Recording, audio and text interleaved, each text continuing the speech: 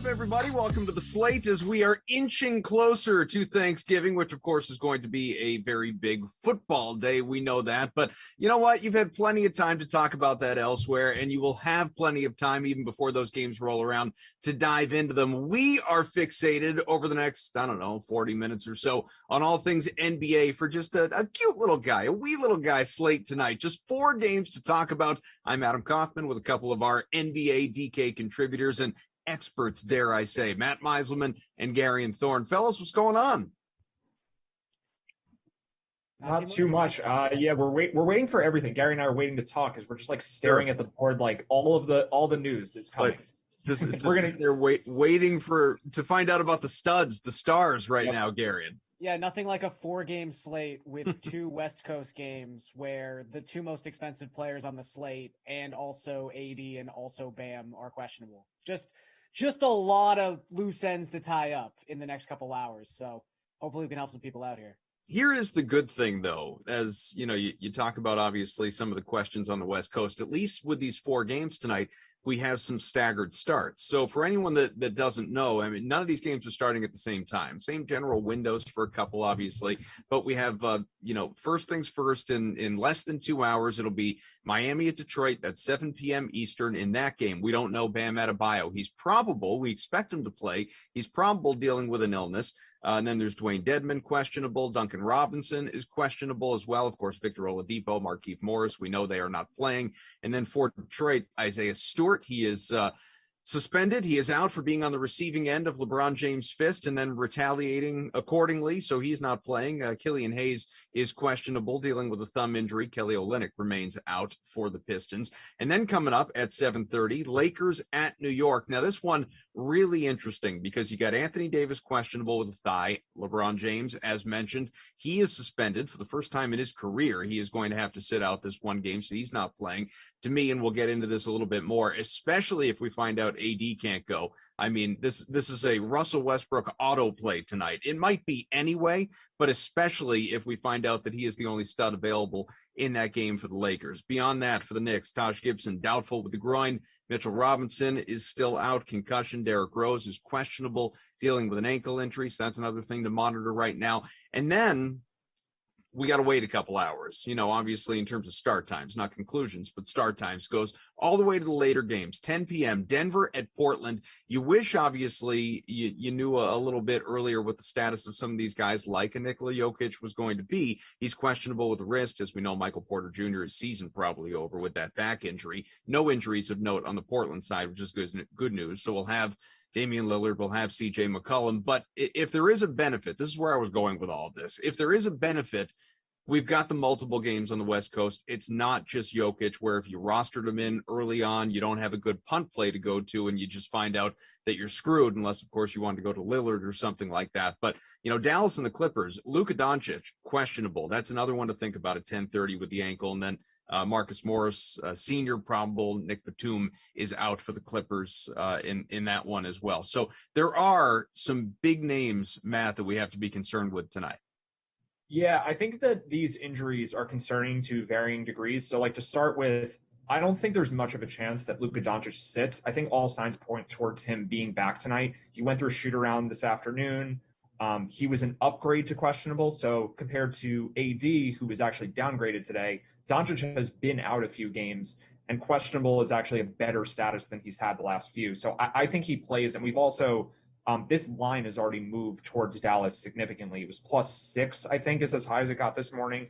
Only 3.5 now. The totals come up. I mean, odds makers seem to be expecting Luka to be out there. So, if he's not in, this line is going to move a ton from where it currently is. Clippers could be -7 or something.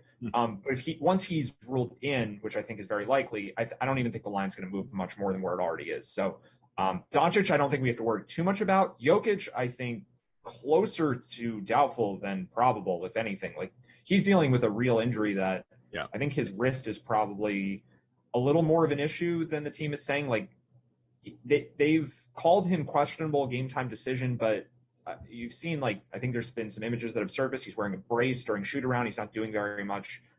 So I'm leaning towards him not playing. Davis, I don't know, because he was a midday downgrade, and it's an illness, and really just we don't even know what these illnesses are. Like Lamar Jackson in football this weekend, non-COVID illness. They don't even say what the illness is. We can't really make any sort of assessment, like knowing specifics of the situation. And then with Bam, I don't really know either. It's the same thing. So yeah, I think the only guy we can really be confident that we know if he'll be out there or not is Luka, and then everything else I think is just totally up in the air.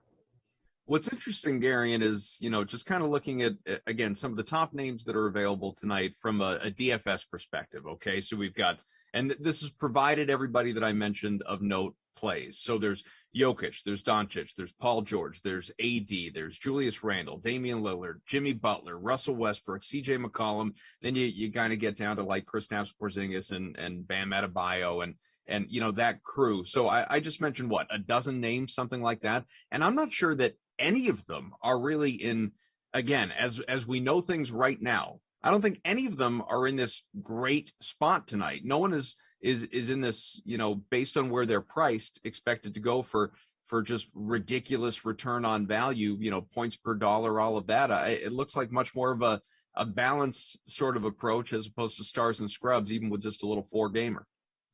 I mean, these 4-gamers and 3-gamers, especially on Tuesday, are always interesting. We have to remember that the NBA and TNT essentially flip-flopped how they wanted to broadcast NBA games this season, saying that we don't want to go up against the NFL on Thursdays. We're going to do the NBA on TNT on Tuesdays instead of Thursdays. So even though we have these small slates, you're never lacking for star power. You've always got a Lakers or a Heat or a Nets. Like there will always be star power on these small slates. It's the NBA. But you're right. There's a lot of big names. And until we really do get some of these guys falling by the wayside and opening up those usage opportunities for the secondary stars or the tertiary stars. You mentioned Russell Westbrook. He's probably in the most interesting spot on this slate because there's a chance that he's already just going to be out there. There's not a chance. He's definitely going to be out there without LeBron James. And so far this season, he's got a usage rate around 30%. He's got about 1.4 DraftKings points per minute when LeBron James has been off the court. So he's been the best version of himself from a DFS capacity without LeBron. And then suddenly, if you take away AD, he and like Talen Horton-Tucker, you just have to expect that they're going to have to carry the weight of the world on their shoulders in this contest. So it really, not to sound like a broken record here, but it comes down to the injuries. And I think, like Matt was saying, when you go through these, there's not a lot of clues in any direction aside from Doncic. And I would say that Bam is kind of in an interesting spot tonight because maybe this is just some beat reporting minutia. I don't know. Maybe I'm making too big a deal of this. But to pop up on the injury report day of with an illness, and also to have Ira Wiederman, really one of their most trusted NBA beat reporters surrounding the Heat, he didn't call it an illness when he was reporting these injuries. He said general body soreness. It's the Pistons. If this game was against the Bucks, maybe I start believing this illness thing, but it really does seem to me that the Heat might be playing some resting their guys against the Pistons sort of game. So I would actually think I'd be surprised if Bam plays tonight. I just think this is a rest. Quick interjection there to like give you some more ammo there is they're playing in Minnesota tomorrow too. Yeah, exactly. First night of a back-to-back. So that just smells really fishy. So I would say that I'm leaning towards Bam being out tonight, which would obviously open up Dwayne Dedmon as a possible option in terms of value play. PJ Tucker also had this same thing. He is listed as an illness, but is a general body soreness sort of thing. So I wouldn't be shocked if both those guys aren't playing tonight. And then you get into the territory of, your Gabe Vincents and guys of that ilk. So yeah, we really just kind of have to play a waiting game here. And this is one of those situations where, Matt could probably go into this at much greater detail than I could, but this is when how you construct a lineup based on time zones becomes so important. Where you're putting these players with multi-position eligibility, you do not want to be putting these West Coast guys, regardless of whether or not we're talking about Jokic. If we're talking about Aaron Gordon and Will Barton, you want to be putting these guys in the guard slots, the forward slots, the utility slots to maximize your ability to get out of some of these plays if we do get injury news past the 7:30 p.m. lock of that Lakers-Knicks game. So again, these slates, it's really important to do specific things right, and you have to keep as much flexibility open as you possibly can. Well, Matt, Garion teed you up. What's the ideal strategy when accounting for time zones with such a small slate here? So I'll talk about this briefly, and then I think we should jump back to sportsbook quickly because 5:30 tends to be the time where some injuries can come in, and the sportsbook is where like the quick reactions are necessary. For DFS, we have until 7. But just before we get there, like, yeah, I do think that that's well said by Gary, and the key thing for building lineups, I think, is don't play Nikola Jokic in your center spot if you're going to play him utility. Yeah. Because if you need to swap off of him later for Doncic, let's say, or Paul George, and he's in the center slot, then you're stuck. You can't play those guys there. So like that would be the first thing I would do, is just like, let's get the guys in positions where we can make sure that we can get off of them. I think it's a good point about Bam too. But so like if we're getting Dwayne Dedmon starting at center for a cheap price, or we're getting Dwight Howard starting with no Anthony Davis, then you're playing one of those guys at center most likely anyway. And if you're playing Jokic, then you're just playing him later. So these things will probably clear themselves up a bit in the next 20 minutes or so. So I don't know, like it seems very complicated right now. And there's probably, if it were much closer to lock, we would have to worry about all these things. I don't know that we're going to need to continue to worry about them as lock approaches, because I think we'll get some news and then it'll just become a little bit easier. But I would be surprised if we got the Jokic update before lock. It seems like they're intent on dragging that out. But the Lakers-Knicks updates, that's the one I think that we're probably going to get pretty soon. And in my opinion, like the Lakers are essentially the Thunder if they don't have Davis and LeBron. Like that's practically how bad of a team they are. Like I don't think Westbrook is the worst player in the NBA or anything, but he's a net negative in terms of keeping a game close or winning or whatever. And the rest of the Lakers, I mean, the best active player they may have tonight is Talen Horton-Tucker. Like this is not a good basketball team, and the Knicks are decent. Like the Knicks aren't great. I think they're probably average-ish. But this is a line that's going to be double digits if Anthony Davis doesn't play. So for DFS purposes, like you have to worry about the game staying close. And for betting purposes, like if Davis gets ruled out, then the Knicks are going to be -10 or more. I think that's like pretty realistic. And Derrick Rose, honestly, like this is the low-key player that I don't think people realize how important he is. Rose has been the Knicks' best player this season. And I think that was true for a decent chunk of last year. He was playing injured, I think, in the playoffs or worn down or whatever. So like down the stretch, he wasn't as good. But the full season for Derrick Rose last year was really good. This year, he's been really good. He's actually been quite good on defense. I think it's fair to say he's been better than Julius Randle this year. So if Rose doesn't play, that actually, I think, is important enough to say, like, maybe this line doesn't get out of hand. But Rose being in, Davis being out, like, to me, the Knicks should be favored by 12 points in that scenario. So we're not even close to what the line should be.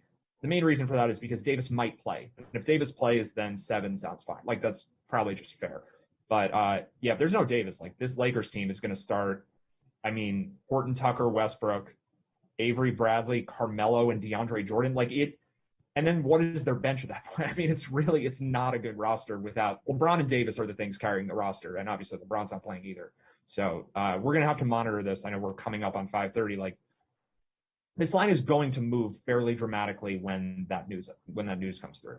Yeah, it's not a well-constructed roster to begin with. Obviously, not one that is made for playing any sort of defense. And on top of that, it's just so it's old. Westbrook has not been a good fit, which I think most people, anyone who watches basketball, pretty much anticipated at the time that trade was announced over the summer. So this is really kind of all coming to fruition. The idea the Lakers could actually end up missing the playoffs. I know it's very early on, but at the same time, this feels like a sign of things to come. And then you tackle or at least include some of the lack of health and questions about just being able to stay on the floor, injuries, whatever else surrounding LeBron, Davis, some of the others. And yeah, I think this is kind of a sign of things to come. But as Matt noted, obviously 5:30 Eastern, not too far away, minutes away. So we'll get some news. But in the meantime, with what we know, what we see, and we're showing it on the screen here on the DK Sportsbook for the spreads, the lines, point totals, all of it going into these games tonight.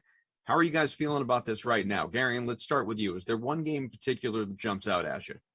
I mean, it might just be because it's probably the most concrete rotation we have right now, which is really saying something. But I do think the Pistons are kind of an interesting team tonight. You mentioned Killian Hayes is going to miss this game, his second consecutive.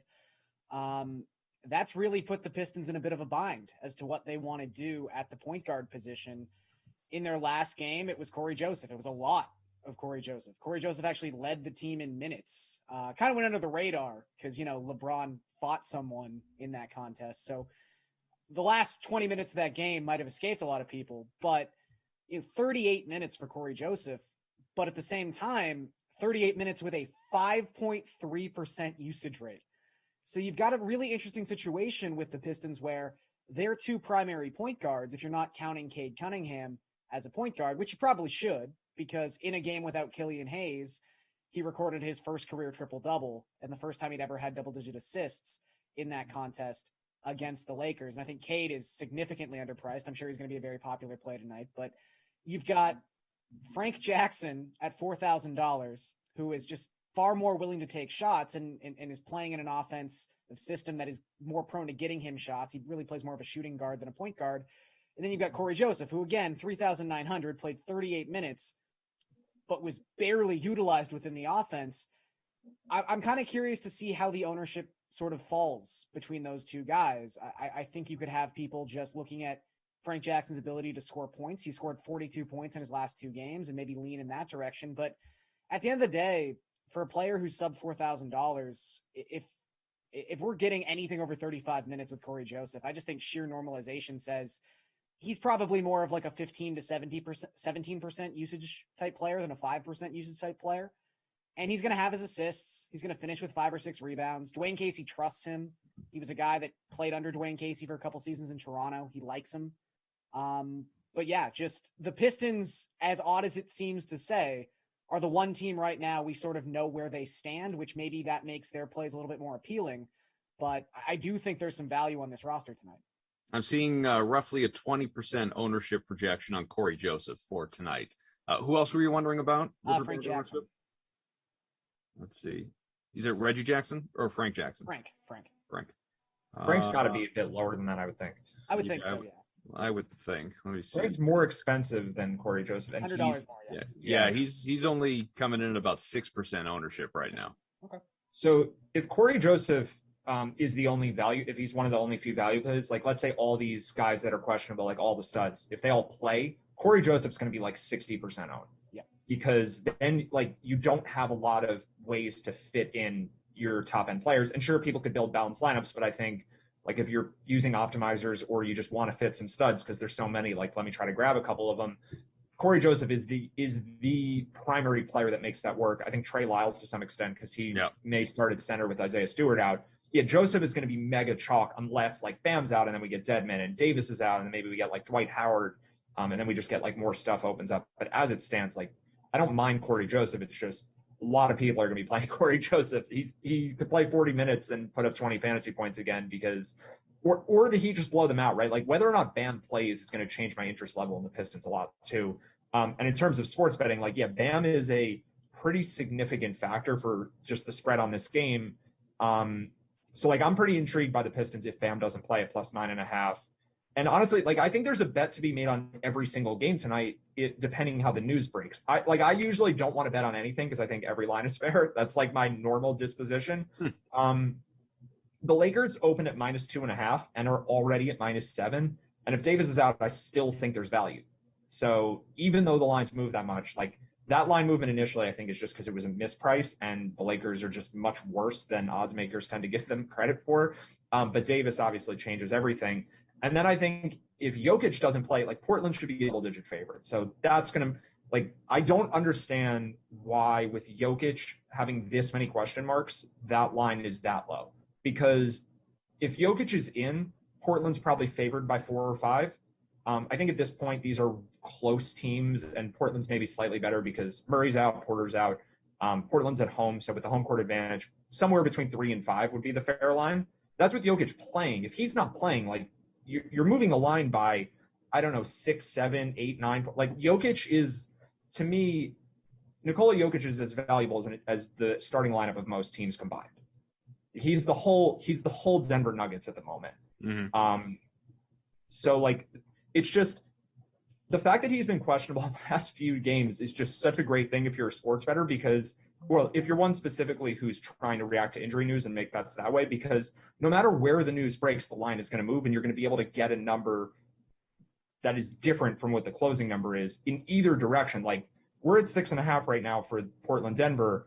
We're going to see a line that's at around 4 or a line that's around 10 and maybe even more extreme on both sides, depending on whether or not Nikola Jokic plays. So like this is to me, like if you ask me, would I rather have a machine that prints money or just have Nikola Jokic be questionable every night of the year? Like I might choose the Jokic thing.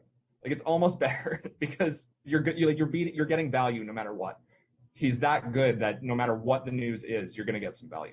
Well, it's interesting too, just as it relates to Jokic. Again, I'm looking at these ownership projections here, and Jokic is at the top. He projects to be owned just below 30% of lineups, and no one else is there. That's of course right now. Lock can change in the next 90 minutes before lock, but as things stand right now, people are not scared off by the questionable tag at the moment. I mean, it's probably I'm highly skeptical of that number. I'll let Garion weigh in. I'm just quickly, like I'm very skeptical of that projection. Yeah, I would say it's any sort of projection right now. Again, we're talking about a slate where we currently do not know the status of the 3 most expensive players on the slate. Right. So, I mean, the algorithms just don't mean a lot until we get that news because, of course, in a vacuum, Nikola Jokic projects as a fantastic play. You have arguably the best fantasy asset in the league now playing without Jamal Murray and Michael Porter Jr. I mean, Jokic inherently is not a person who I think is going to finish many games with like a 40+% usage rate. He's just really not that guy. But this would be a spot where I think you could project like, oh, Jokic could have 25 points, 15 rebounds, and 10 assists in this game. And that would be standard procedure. So yes, in theory, he should be the most expensive player on this slate. But like Matt said, I think if you've been paying attention the last week or so, his health is really a red flag. And I would lean towards him not playing tonight. So, and then you really get into a situation where what are the Nuggets without Nikola Jokic? Because, as Matt said, he's essentially that entire team. You've got options. You've got ways that things could end up. I mean, Monte Morris is a perfectly fine point guard. His assist to turnover ratio is the stuff of legend, but does Aaron Gordon, as we've seen the last couple of games, take on more of that point forward role that he was accustomed to playing back in Orlando? Because he can do that. Do we see Will Barton take on the number 1 role in this offense? I mean, you've got right now someone like Austin Rivers being asked to log anywhere from 25 to 35 minutes and be sort of a secondary playmaking option because they just don't have anything left. So there would be a ton of possible value options opened up if Jokic doesn't play in this game, but it is a little bit difficult to discern which ones you want to take a chance with because some of these guys just have a very up and down and inconsistent DFS history. High praise from Matt on the YouTube. Michael writes, Matt's one of the sharpest NBA minds I've met in the handicapping streets. So there you go. The love is out there for you, man. It's nice to hear. That is nice to hear. If anybody has any questions, comments, concerns, whatever it may be, shout them out, obviously, because we're here with you for another 20 minutes or so. And obviously, as news breaks, especially as it relates to the early end of the slate, Anthony Davis, that type of thing, we'll let you know as we see it. But in the meantime, guys, because we've kind of jumped around, we've gone between sportsbook and DFS a little bit. We've talked about some of the bigger storylines. Why don't we do a little game by game? Spend at least a few minutes on each game. Maybe we'll, repeat a little bit of what we've said to this point. But first one, which begins in just shy of 90 minutes, Miami and Detroit.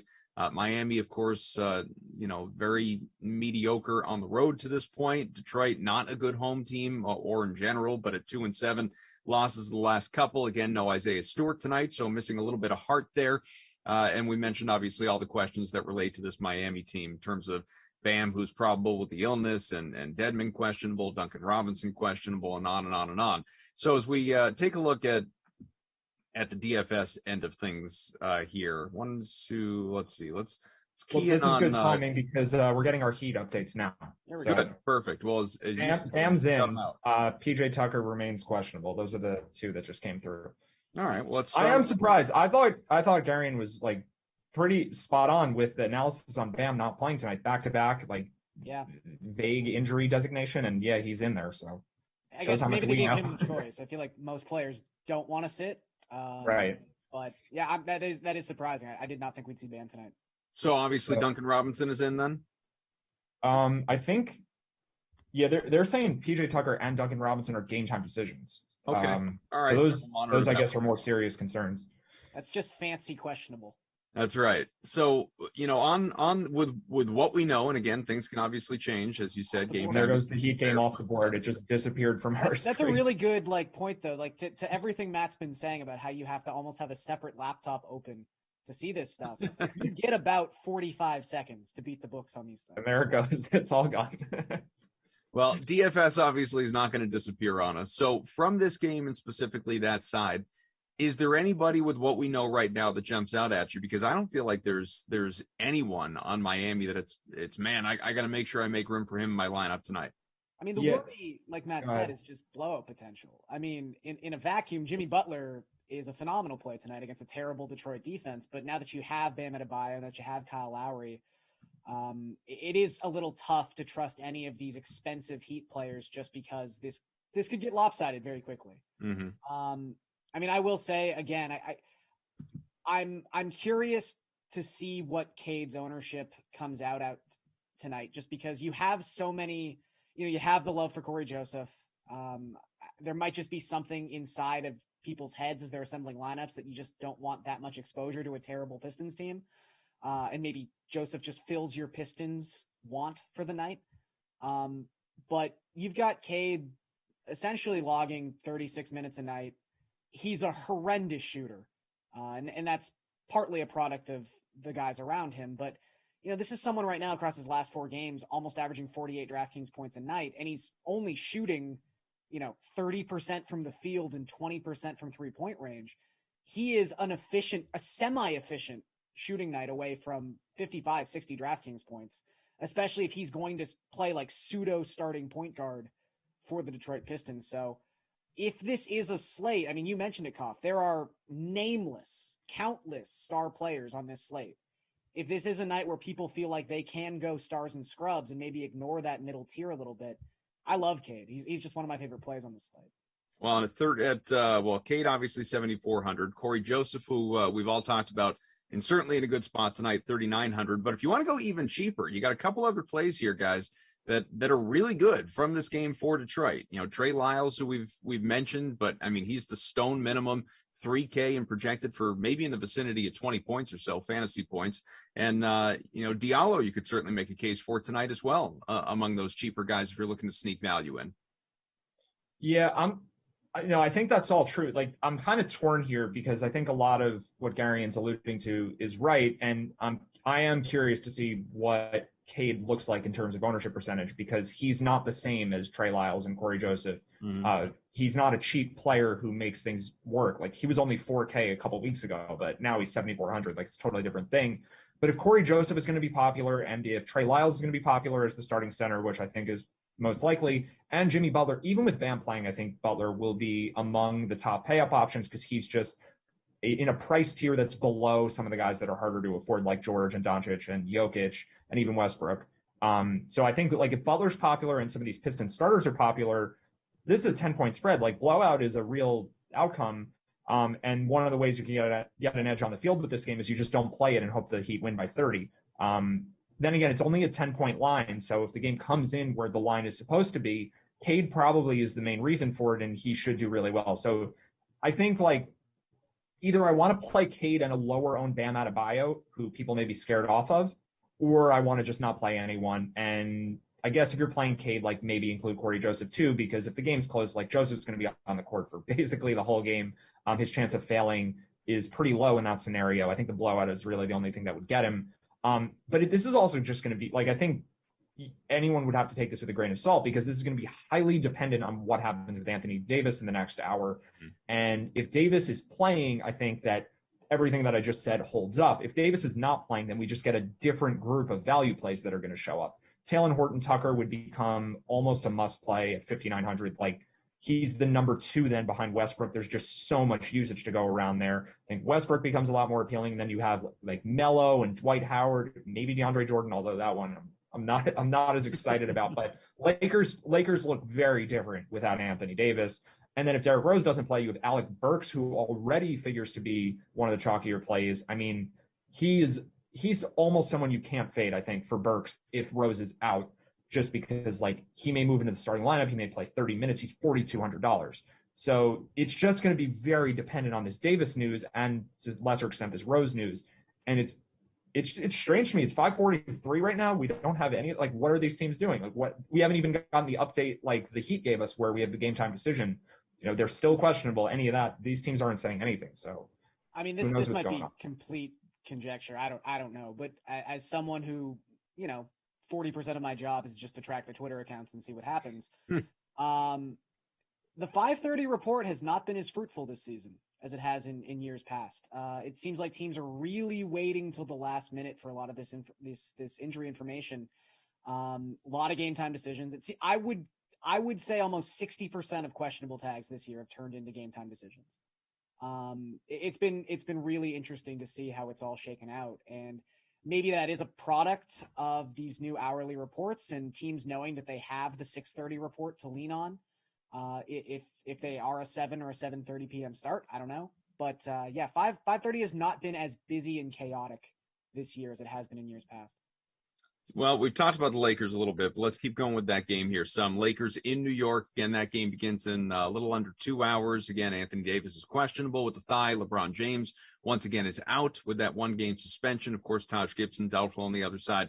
Mitchell Robinson out. Derrick Rose is questionable, which, is certainly a thing to monitor, as the guys were talking about a little while ago. But as it relates to this game, of course, Taylor Horton Tucker is going to be presumably a guy that you're going to want to get into those lineups, depending on how these injuries and everything else unfolds. Obviously, from the Lakers side of things, again, Westbrook becomes a much more compelling play if Davis does not play. If he does, I'm not so sure he's a guy with what's available out there to you that you necessarily are going to want to make it a point to get in there. But Gary, and going back to you here on the Knicks side, you got a lot of options. I mean, you really do. But it's not the top heavy ones. Like, it's not Randall. It's not Barrett. Nerlens Noel coming in the low 4,000 range. You could make a case certainly for Derrick Rose if he winds up playing. Alec Burks is in a really good spot. Evan Fournier is in a really good spot, and he's cheap. He's 4K. Never would have seen the day with the way he started off the year. So what are you thinking here? I would really only say Burks is the name that appeals to me of that group. And I think Matt did a really good job of sort of spelling out why that is. I mean, even if Derrick Rose plays, we've already seen Burks steal every single one of Evan Fournier's fourth quarter minutes. And I don't think that's going to change anytime soon. So I would say Burks is the play for me. This Knicks team in general, aside from Randall, who is such a hub of this offense. I mean, he is someone who, there's a handful of players who are like top 3 on their own team in field goal attempts, usage rate, rebounding opportunities, and potential assists on any given night. And Randall is definitely one of those guys. So he just takes up so much of the space on this team that it's harder to find those secondary and tertiary options. But I do think Burks fits the bill tonight, especially if Rose cannot play. But when you talk about like Nerlens Noel, the issue there is just when you look at the center position as a whole tonight, I mean, we just lost Dwayne Dedmon, granted. That would have been a very nice value play that people could have used at the center position. But, I mean, I look at someone like Zubac for the Clippers, where at this point, whether it be betting rebound props or whether it be using centers, I am just willing to pick on the Mavericks every single night. This is a team designed to funnel points to the center position. They get slaughtered on the glass. They give up so many points in the paint every single night. And, Zubac, not the greatest center in the world, not someone who we can even soundly project to play over 30 minutes. That's rarely a place that he gets, especially with Serge Ibaka not playing his full allotment of minutes, but back and actually in this rotation for the Clippers. But, he sort of just calmly went out and got 16 points and 10 rebounds the last time he was taking the court against this same Mavericks team, because that's what the Mavericks do. So he's $5,100. I just can't see myself in a situation playing Nerlens Noel even $900 cheaper when I've got a chance to use someone like Zubac. What do you think some of those mid-tier to value guys here, Matt? So I actually like both of them. I think Zubac is a good play. I think Noel is especially a good play if no other value opens up. So if we start seeing value everywhere, I think that there will just be guys cheaper than Noel that look better than him. Like I keep mentioning Dwight Howard. I don't think Dwight Howard is really good anymore at this point in his career, but he's $3,700 and he may be starting at center if Anthony Davis is out. The other point that I want to raise, though, is that if Davis doesn't play, 2 things happen. the Lakers become probably the worst defensive group that I've ever seen. And that would just benefit all of the Knicks dramatically. And then the other thing is you get a dramatically increased blowout chance. So Emmanuel quickly would benefit from Derrick Rose not playing just for minutes. I think that's the same is true for Fournier, but the benefit that quickly has is that he would probably play some garbage time also. Checking for news now. We got Taj Gibson out. Who else do we have? Derrick Rose ruled out. Okay, so now we can talk more specifically about the Knicks. Yeah, so if Davis is out, we're going to like quickly more. I think we're going to like Randall more directly, and then Obi Toppin. I think it's good for a couple reasons. He would probably play a bunch of garbage time, and then also I think he could be the center if the Lakers run small. He could be playing. Well, first of all, he'll be a lot lower than Nerlens Noel, but the Knicks don't have Taj Gibson, they don't have Mitchell Robinson, so there's minutes to go around, and I think there's just increased minutes across the board because Derrick Rose is now out. So we'll see how ownership looks. Like we finally got some news. Derrick Rose is not going to play, but I really think like obviously the Lakers' outlook changes if Davis doesn't play. I think the Knicks' outlook also changes to a large degree if Davis doesn't play, just because like the way the matchups change and also the chances of the game staying close. So the later games here tonight, we'll keep you updated, obviously, if we see anything else in the next, like I said, 5-10 minutes before we get out of here. But to the 10 o'clock games, the later slate here, for anyone thinking about a turbo slate, by all means, get in on that or late, as it were. But Portland and Denver. So, again, Jokic is obviously the overwhelming question that changes everything as to whether, he does play or doesn't play. It's going to shake up everything. I think either way, a guy like Monte Morris, who I think it was you, Gary, that mentioned him earlier, he's in a good spot.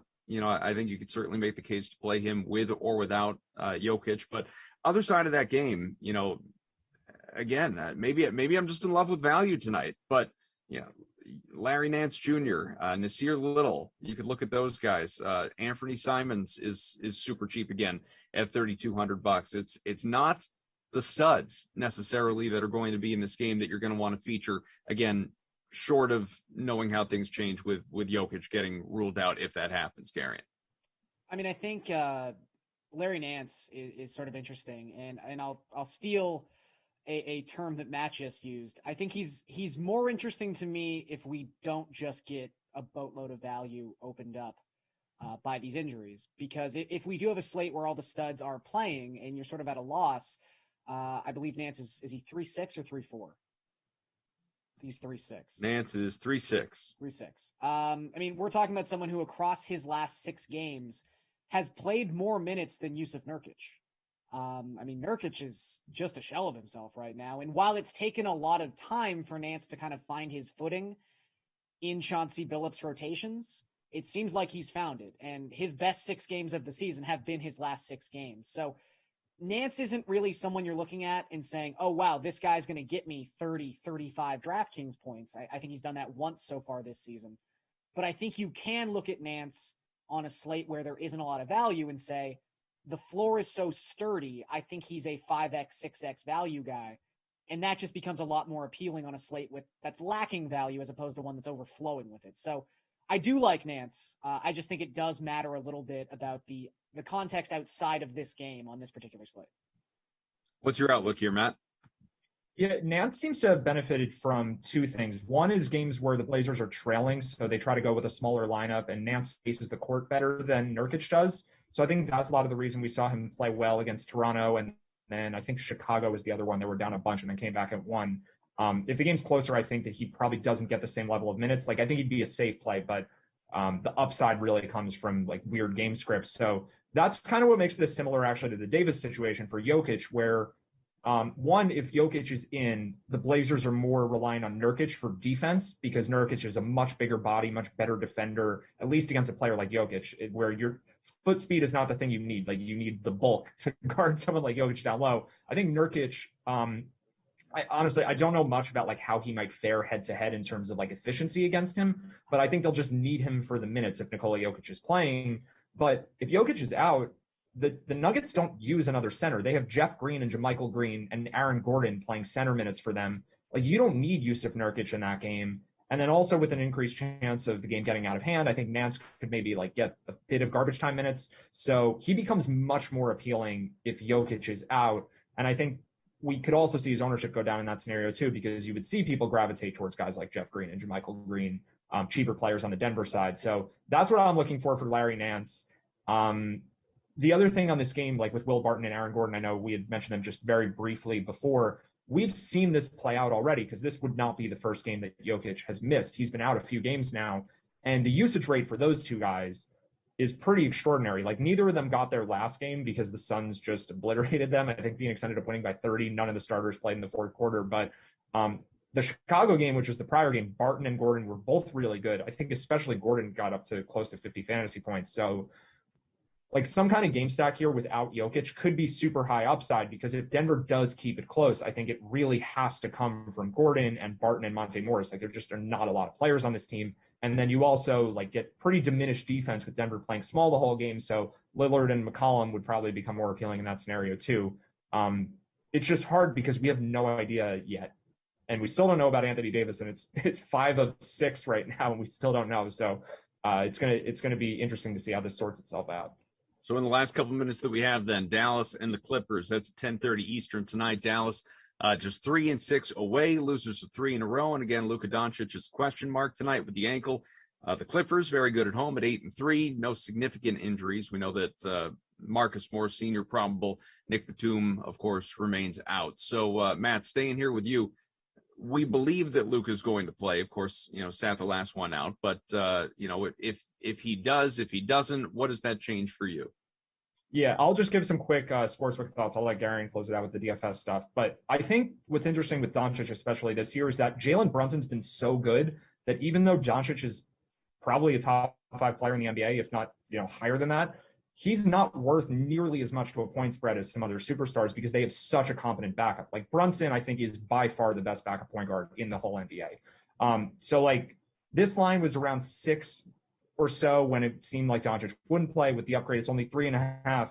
Like, I think the range of spreads here is only somewhere from like +3 to +7 for Dallas, like a 4-point gap on Luka Doncic, who, if he was on a different team, would be worth much more to the point spread than that. But with Brunson there, it's just not as big of a problem. They're obviously still worse without him, but it's just not as big of a deal. So I think if he does wind up getting ruled out, we see the Clippers around -7. If he ends up playing, this is just kind of where we're at. And this game, I think, would be very unappealing from the Dallas side for DFS, except for Luka himself if he does wind up playing, because everyone's priced up now that he's been out for a while. Gary? Yeah, I would just add to that I think partly because of Brunson, and obviously on-off stats are noisy because a lot of the time when starters are off for one team, that means the starters are off for the other team, or some sort of mixed match. But so far this season, the Mavericks are actually 14.6 points better per 100 possessions with Luka Doncic off the court. Now, that might speak to some of his defensive inefficiencies. That might, again, speak to just what lineups Dallas happens to be playing when Luka is off the court, because he's not off the court all that often. But it is just worth noting. It's interesting how much better they've been without him on the court so far this season. Small samples, all those asterisks go into that statement. But I mean, Dallas could be kind of interesting as a money line underdog here if Luka's ruled out. Also, if Luka is ruled out, you've got Porzingis as an option.